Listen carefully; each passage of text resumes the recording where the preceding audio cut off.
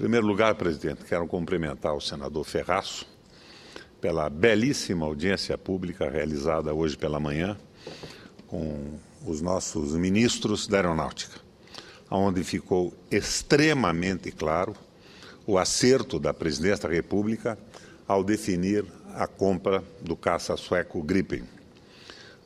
Foi justificada essa compra a exaustão, de uma forma lógica. E é muito bom que o Senado esclareça em profundidade estas discussões. Uma tarde muito interessante a de hoje, presidente Paim. Eu ouvi aqui a visão clara do líder do PSDB, senador Aloysio Nunes, logo depois confrontado com os dados da senadora Gleisi Hoffmann sobre a política econômica e economia do Brasil. Na verdade, são irmãos siameses do mesmo neoliberalismo, gêmeos univitelinos de uma única proposta. Tendo a oportunidade de usar a tribuna agora, quero tentar, pelo menos para isso vou me esforçar, senador Ferraço, para ser na tribuna do Senado o intérprete da voz das ruas. Como diria o Fernando Henrique Cardoso, a voz rouca das ruas, que, a meu ver, não é hoje, em termos de condução da economia brasileira, nem a voz do PSDB e muito menos a do PT, que, depois de um período de prática do desenvolvimentismo no início do governo da presidente Dilma, descamba para soluções e concessões neoliberais. Como acontece, senador Aníbal Diniz, de 2 em 2 anos, nesse 2014, teremos eleições. É o exercício do que Max Weber chamava de dominação legítima, que se ancora, entre outras coisas, em instituições representativas ou hipoteticamente representativas, como as eleições. Quer dizer, de 2 em 2 anos, legitimamos o predomínio dos interesses de classe de uma minoria sobre os interesses de classe de uma amplíssima maioria. E isso, senador Paim, é o que se chama hoje de democracia. Os estudiosos da democracia relativizam o governo do povo dos gregos, inventores do sistema, já que havia barreiras à participação universal nas decisões. E cá é diferente. Os filtros, os embaraços de ordem econômica, social, midiática e mesmo institucionais são tantos que não é possível validar as eleições de vereador ao presidente da República como autenticamente representativas, isentas de vícios. A liberdade para que o capital financie partidos e candidatos quase que ilimitadamente. Por exemplo, vemos hoje que 71% das verbas do PT vêm das empresas privadas. E o PT hoje é o recordista em aportes de recursos dos empreiteiros e dos bancos no Brasil. A liberdade para que o capital financie partidos e candidatos quase que ilimitadamente. A partidarização da mídia empresarial, de quem seria tolo, ingênuo, exigir isenção ou mesmo informações honestas. A atuação de tribunais eleitorais, cujas decisões nem sempre são imparciais e justas. A demagogia, a falta de escrúpulos, a manipulação e a fraude representada por um bom número de candidaturas, isto tudo e um tanto mais, conspurca e distorce o resultado da chamada grande festa democrática que pretendem sejam as eleições. No entanto, o que se destaca sobretudo é a ausência de um debate inteligente, criativo, incitador e mobilizador da sociedade, em consequência a falta de uma proposta revolucionária, senador Paim, transformadora para o nosso país. O que, na essência, distingue as candidaturas até agora postas? O quê? Não saberia dizer.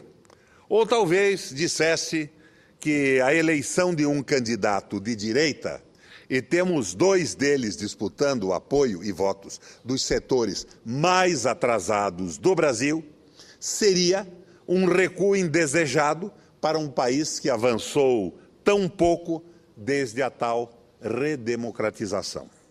Cada vez que digo isso, que as melhorias são o que são, melhorias, que mudanças e transformações são coisas de outra natureza, toda vez que faço esse reparo, reptam-me com uma avalanche de estatísticas gloriosas e triunfantes. Foi o que vimos agora há pouco aqui no plenário, na voz do PSDB e na voz do nosso PT.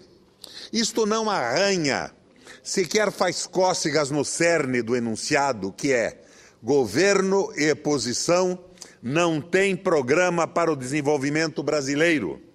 Um programa com começo, meio e fim, com táticas e estratégias claramente definidas. Governo e oposição estão distantes de oferecer ao brasileiro um projeto de nação. Os pastiches alinhavados à véspera de cada eleição não podem ser considerados seriamente como projetos para o desenvolvimento brasileiro. Nem se acredita que os candidatos os considerem como tal. Afinal, até mesmo o cinismo e a idiotia têm limites. O que se discute então?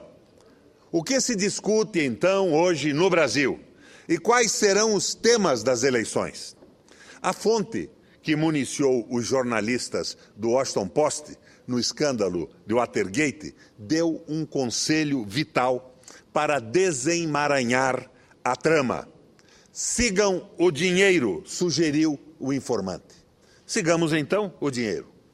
Caso façamos o mesmo exercício, pesquisando campanhas eleitorais brasileiras, seguindo o dinheiro que financia os candidatos presidenciais, vamos descobrir, sem qualquer surpresa, que os financiadores de uns são os mesmos financiadores de outros.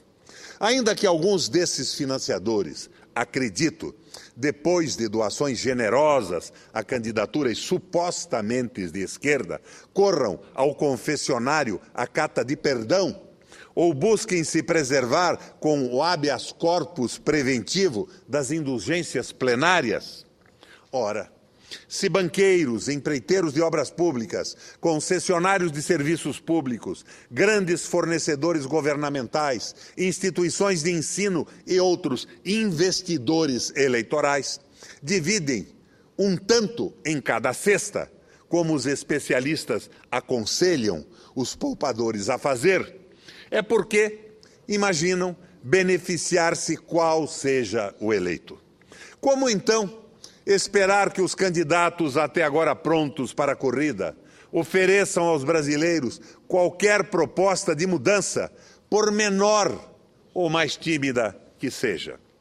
É claro, para a totalidade dos grandes financiadores eleitorais, melhor fosse a vitória de um candidato francamente, desabridamente neoliberal, que exterminasse a política de aumento real do salário mínimo, elevasse os juros, privatizasse ou concedesse o que sobrou de estatal, colocasse freio nas gastanças sociais, fizesse uma nova reforma da Previdência, dilatando a idade para a aposentadoria. Enfim, o receituário todo que os rapazes e as moças do Globo, Globo News, Manhattan Connection, CBN, Folha e Estadão recomendam dia sim e outro também.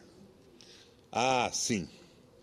Que desse um jeito no preço das passagens aéreas, que ninguém mais aguenta acotovelar-se com pobreza nos aeroportos. Aeroporto ou rodoviária? É a pergunta indignada da classe média. Enfim, se os concorrentes anunciados não se distinguem quanto aos chamados pressupostos da política econômica, é o caso dos brasileiros tão simplesmente curvarem-se a esse destino manifesto do atraso e da dependência. Existe outro caminho. Apenas os medíocres, os fronteiriços, a esquerda que se deixou sequestrar pelo neoliberalismo, os arrependidos ou apóstata dos sonhos revolucionários podem se conformar e enquadrar-se a tal unanimidade. Sim, senador Paim, unanimidade. Foi o que vimos hoje aqui no debate entre o PT e o PSDB nesse plenário. As discrepâncias são tão sutis que, às vezes, neste plenário, fico sem saber quem é oposição e quem é a situação. Esse baralhamento, com frequência, arranca ciúmes de um e de outro lado, cada qual reivindicando a autoria, a invenção deste ou daquele malefício ao país. Existe outro caminho. É deplorável que o maior partido do Brasil, o nosso PMDB, senador Ferraço, que gosta assim de nomear-se o maior partido do Brasil, renuncie, abra mão da magnitude para se apequenar como linha auxiliar, ora do PSDB, ora do PT. O pretexto patriótico, altruísta, é a tal governabilidade. Ora, vão contar outra para os brasileiros que esta governabilidade já não engana mais ninguém. Sabemos perfeitamente qual é a balança que pesa no nosso desprendimento. Qual é o metro que mede a nossa patriótica inquietação com a governabilidade? É por isso que, mais uma vez, vou esmurrar a ponta da faca e apresentar-me à Convenção Nacional do meu PMDB como candidato à presidência da República. Mas isto é um assunto para outro momento. O que me ocupa agora é debater um programa para o desenvolvimento brasileiro. Quero mostrar com que roupa, documentos e argumentos irei a esta campanha interna do partido. Quero debater ideias, perscrutar caminhos, definir objetivos estratégicos, formular as táticas, construir os meios para alcançá-la. Afinal, a campanha eleitoral não pode ser transformada em simples mecanismo de chancela ao domínio das classes que amarram o país ao pelourinho do atraso, da desigualdade, da concentração de riquezas e de rendas, da submissão ao sagaz Brichote, como Gregório de Matos lamentava a nossa dependência já no distante século XVII. É o que interessa. O mais são quisilas, picuinhas, miudezas para desviar o país do que importa. Ora, se os candidatos, os partidos, a dita academia não se coçam, pouco se dão, não perdem tempo em discutir um projeto de nação, é porque acham que essa mixórdia em que vivemos é o bastante. E que algumas maquiagens serão suficientes para disfarçar a feiura, a hediondez de uma sociedade e de um Estado mesquinhos, insensíveis e, por isso, fatalmente condenado à ruína. Como todos parecem concordes com esse mistifório, deixam de lado a substância e se fartam e se lambuzam com alguns temas que classificam como prioritários aquelas obviedades de sempre. O pilar de meu programa de governo é a educação, diz um, como se fosse o arauto da mais incrível e fantástica novidade. O segundo proclama como primeira prioridade, ou prioridade prioritária, como costumam dizer, a saúde. O terceiro, a segurança. E assim segue o desfile de declarações de intenção, porque todos eles não pretendem mexer na essência das coisas, nas causas que fazem de nosso país um dos mais injustos, cruéis, violentos e desiguais de todo o planeta Terra.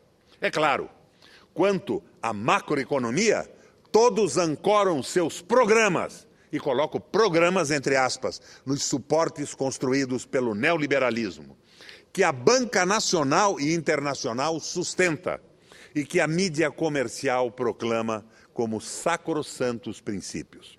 Alguns, para se tornarem ainda mais palatáveis ao mercado, desvestem-se de todo o constrangimento ao defenderem a radicalização desses pressupostos.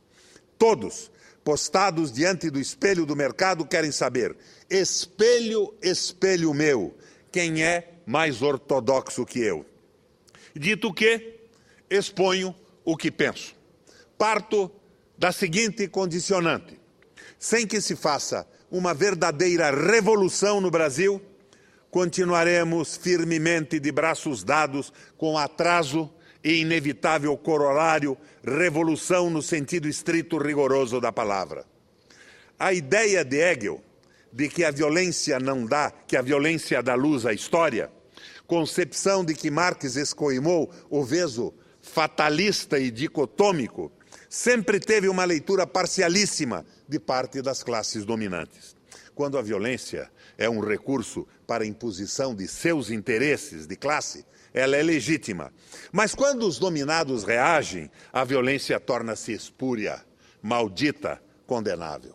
Assim, quando se fala em revolução, para transmitir a noção da radicalidade, da extensão e alcance das transformações propostas, os conservadores ouriçam-se e esconjuram as mudanças como subversão da ordem natural das coisas. Todas as tentativas, ao longo de nossa história, de civilizar o Brasil, de fazê-lo menos atrasado, menos cruel com seu povo, menos injusto com os mais pobres, mais generoso e atencioso com seus jovens, solidário com os mais velhos, fracassaram. Ou não é um fracasso, senador Aníbal Diniz, constatar que o Brasil é o vice-campeão mundial da concentração de terras? Que 1% de proprietários rurais detém em torno de 46% de todas as terras, e que 4.800.000 famílias de sem terras, meeiros, parceiros, proceiros, vivam em propriedades com menos de 5 hectares. Não seria também um fracasso, na tentativa de estabelecer uma sociedade minimamente equitativa, harmoniosa, o fato de que somente 5.000 clãs brasileiros, não mais do que 20.000 pessoas, apropiem-se de 45% de toda a riqueza e renda nacional, com o restante sendo repartidos entre 51 milhões de famílias ou 200 milhões de pessoas? Nesse mesmo sentido, não seria um retumbante e redondíssimo fracasso o fato de que a distância entre o menor e o maior salário pago no país chegue a quase 2.000 vezes? Que os assalariados paguem mais imposto de renda que os multimilionários? Que os pequenos empresários paguem mais impostos que os bancos? Que nunca prosperou nesse país a cobrança de impostos sobre grandes fortunas, como é praxe em qualquer democracia ocidental? Que um punhado de brasileiros mantenha mais de R$1 trilhão em paraísos fiscais? Até o final deste ano, 50.000 brasileiros vão ser assassinados, boa parte deles negros e pobres, abatidos na periferia das grandes cidades pelas polícias militares e grupos de extermínio. Até o final do ano, outros 50.000 brasileiros vão morrer em acidentes de trânsito, parte deles trabalhadores atropelados entre o ir e vir ao trabalho. Não é isso também um doloroso e indesculpável fracasso? É para contrapor essas iniquidades que se propõe uma verdadeira revolução no nosso país. Como parte desse processo de transformações, é preciso que se dê início à implantação de uma política macroeconômica alternativa ao neoliberalismo, articulada com medidas sociais que levem à redução dessa realidade de violência, crueldade e opressão, de insensibilidade social. A proposta que queremos debater é a seguinte: primeiro, planejamento público centralizado, impositivo para o setor público e indicativo para o setor privado. Segundo, criação de um sistema bancário público como instrumento de execução do planejamento impositivo e indicativo. Terceiro, criação de um sistema de empresas públicas estratégicas com capacidade de execução do planejamento básico e capacidade de incitar e puxar as empresas privadas. Quarto, política fiscal monetária anticíclica, pela qual a dívida pública seja efetivamente um dispositivo do desenvolvimento. Quinto, atuação no câmbio para assegurar uma taxa ligeiramente favorável às exportações, como, aliás, faz a China hoje. Sexto, a articulação desses 5 itens com metas de aumento da renda per capita, redução da desigualdade, mediante políticas sociais específicas e o estabelecimento de imposto de renda realmente progressivo, a partir, por exemplo, de uma renda mensal de R$10.000. São estes os pressupostos para a construção de um programa que tenha como objetivo estratégico a fundação do Brasil-nação. Pressupostos, diga-se, que se situam do outro lado do caminho, que trilham os 3 principais candidatos à presidência da República. Presos aos dogmas do mercado, mesmo que esses dogmas tenham sido desmoralizados e pulverizados pela crise, não conseguem desgrudar da ortodoxia, cada um prometendo ser mais aplicado e obediente que outro. Não passa pela cabeça do terceto a mais longínqua possibilidade de desmontar a armadilha das premissas macroeconômicas impostas pelo consenso de Washington, de esgarçar e romper a camisa de força do superávit primário, do câmbio, da política de juros e da política fiscal. É contraditório ver o plenário desta casa, oposição e base do governo, reunidos na frente única de defesa dos estados e municípios, brigando, senador Diniz, pelo recálculo de dívidas, reequilíbrio na distribuição de tributos, reforma fiscal e isso e aquilo. É contraditório, porque ao mesmo tempo, oposição e base esmeram-se para ver que bancada é a mais ardorosa e fiel militante dos fundamentos neoliberais da economia. É contraditório, porque o aperto fiscal dos estados e dos municípios é decorrente dessas premissas. Ou alguém ainda é ingênuo e não sabe, por exemplo, com que objetivo se fez a lei da responsabilidade fiscal. E por que existe essa concentração brutal de tributos e contribuições na mão da União? Porque a União é malvada? Seria isso? Ora, não vamos nem discutir esta bobagem. Pasquale Cipro Neto, o nosso atento gramático, dia desses, deixou de lado os solecismos, os galicismos e outros vícios e erros de linguagem para soltar um grito angustiado diante da realidade nacional. Disse o professor: a barbárie brasileira não tem fim.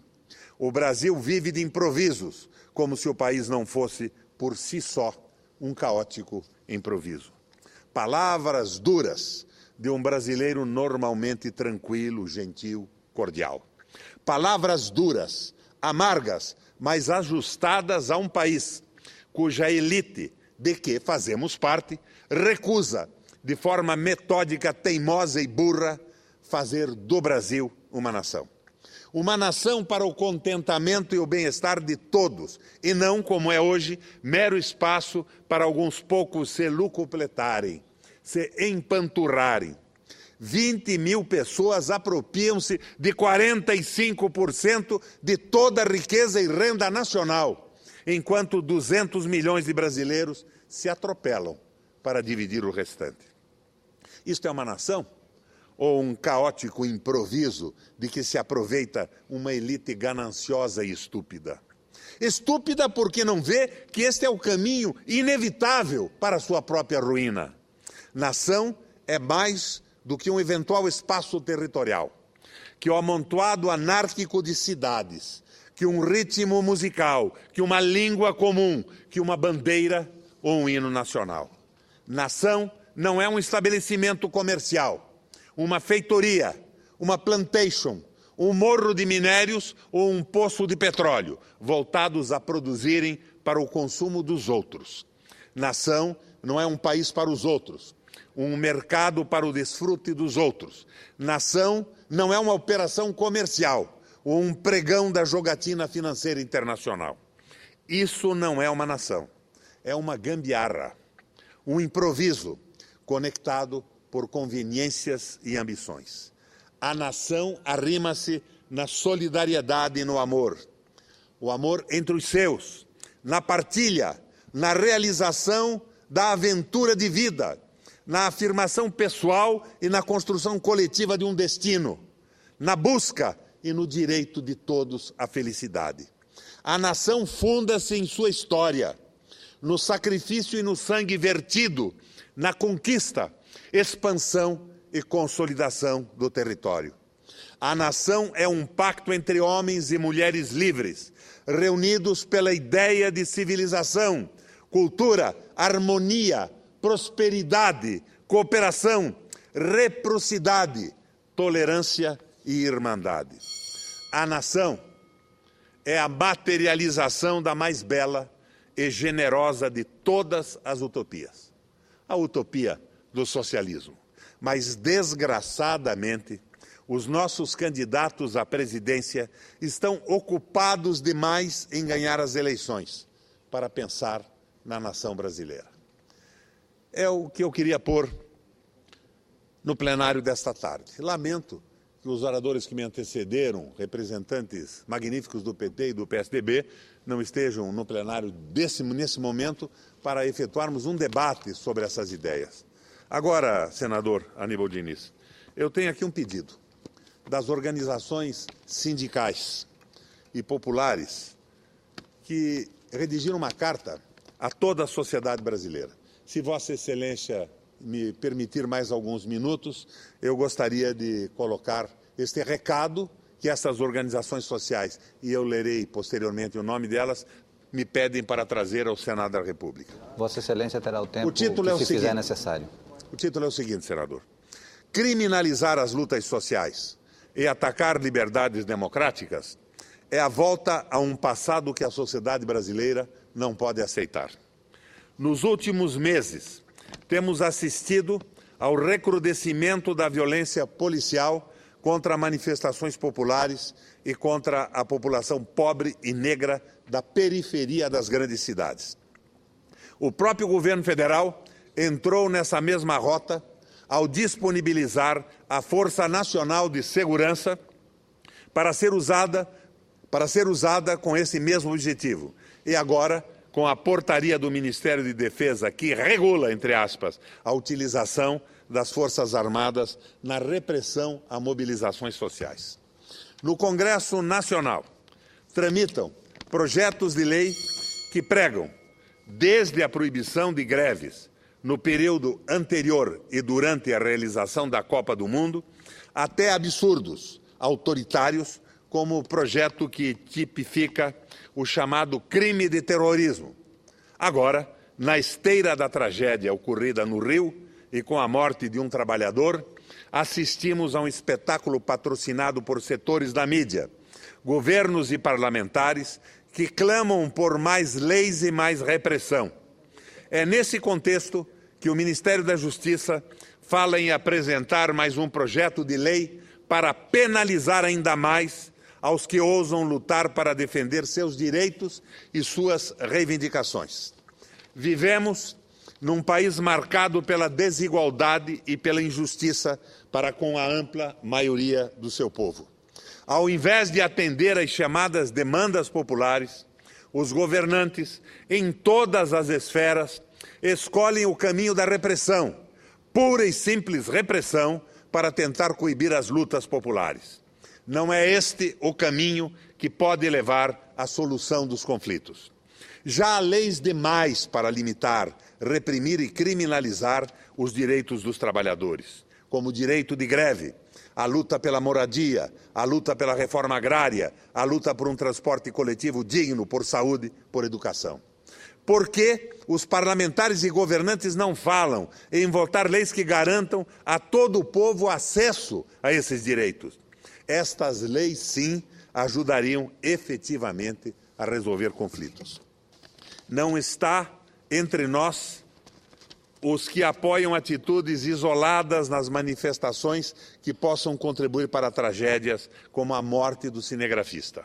Mas não podemos aceitar que toda a responsabilidade por aquele infeliz acontecimento seja debitada a manifestantes, isentando os governos que não atendem os reclamos populares e ainda determinam a repressão brutal que tem sido a prática das polícias contra os que protestam.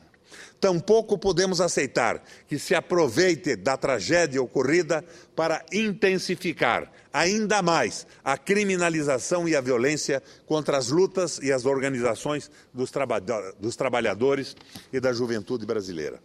Repressão a movimentos sociais, criminalização dos que lutam por seus direitos, ataques e limitações às liberdades democráticas não são um caminho para o futuro que queremos construir para o nosso país. Sinaliza para o passado que tanto lutamos, muitos perdendo sua própria vida para superar.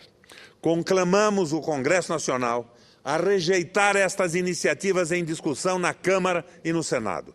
Conclamamos as instituições democráticas e a toda a sociedade brasileira a reagir e exigir respeito às liberdades democráticas, ao direito de organização, ao direito de greve e de manifestação para todos nesse país. Sem isso, não há democracia.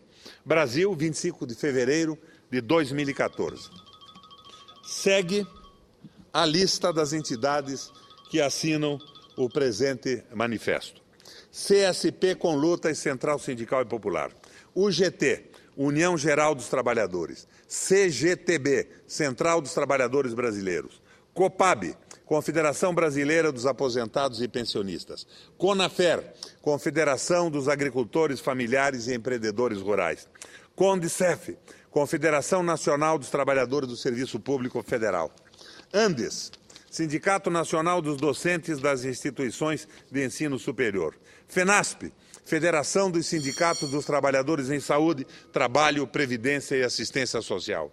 SINASEF, Sindicato Nacional dos Servidores Federais da Educação Básica, Profissional e Tecnológica. ASFOC, Sindicato Nacional dos Trabalhadores da Fundação Oswaldo Cruz. FSDM Minas Gerais, Federação Democrática dos Metalúrgicos de Minas Gerais. FERAESP, Federação dos Empregados Rurais Assalariados do Estado de São Paulo. Jubileu Sul Brasil. MST, Movimento dos Trabalhadores Rurais Sem Terra. MTST, Movimento dos Trabalhadores Sem Teto. Luta Popular. ANEL, Assembleia Nacional dos Estudantes Livres. CLASP, Conselho de Leigos da Arquidiocese de São Paulo. PAX, Instituto de Políticas Alternativas para o Cone Sul. MML, Movimento Mulheres em Luta. Quilombo, Raça e Classe, Movimento Periferia Ativa. Resistência Urbana, Frente Nacional dos Movimentos e Instituto São Paulo de Cidadania Política.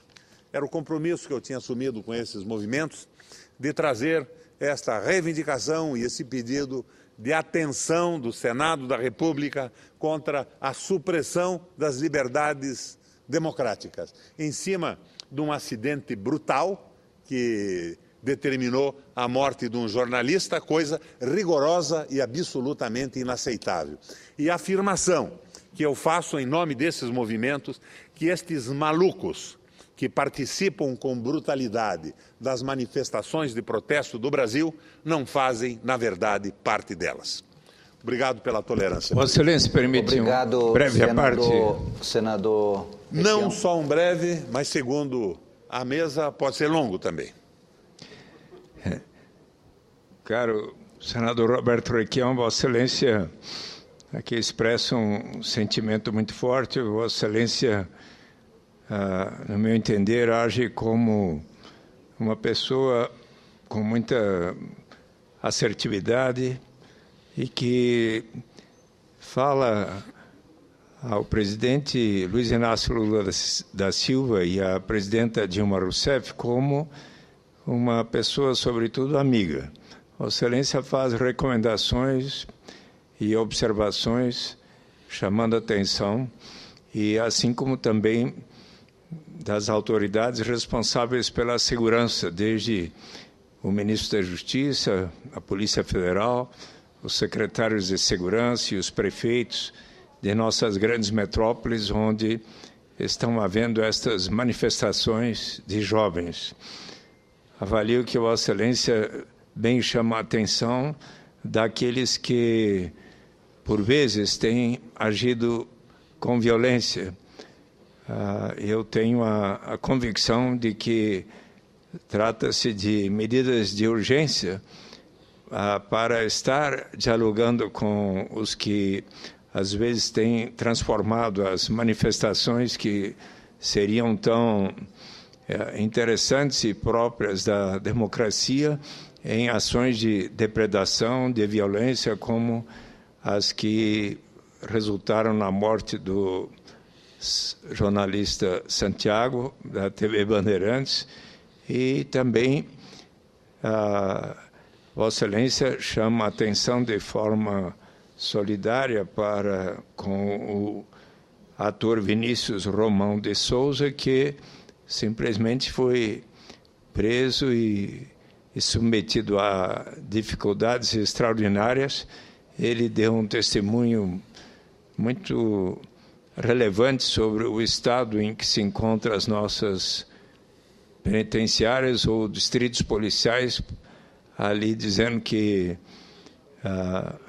dormiu num colchão de papelão no chão ali, de uma maneira que mereceu toda a solidariedade das pessoas por ele ter sido preso e ficado diversos dias sem ter sido responsável pela morte da pessoa. Foi um ator negro que foi, então, objeto de uma situação de discriminação racial das mais graves. Mas eu quero dizer que considero a sua voz crítica como algo que deva ser ouvido, inclusive pelos ministros da área econômica, pela presidenta, porque eu acho que o espírito com que Vossa Excelência fala é de crítica construtiva, e assim deve ser enxergada. Meus cumprimentos a Vossa Excelência. Senador Suplicy, eu aproveito aqui para deixar também a minha solidariedade à postura inteligente e civilizada do ministro Gilberto Carvalho, e não se intimida com as críticas da mídia e continua estabelecendo o necessário contato com os movimentos sociais. Nós estamos numa situação muito Também difícil. sou solidário a Vossa Excelência nesta observação. O ministro Gilberto Carvalho tem se destacado por ser aquela pessoa no governo aberta ao diálogo com todos os movimentos sociais, desde os moradores de rua, os catadores de material reciclado, o MST, os movimentos de moradia e tantos outros. O Gilberto está exercendo uma missão que, aliás, é a missão da sua vida, o contato com os movimentos sociais, a ligação estreita com a Igreja Católica, e é uma figura excepcional no nosso governo hoje. Obrigado pela tolerância e pelo tempo, presidente. Obrigado, senador Requião.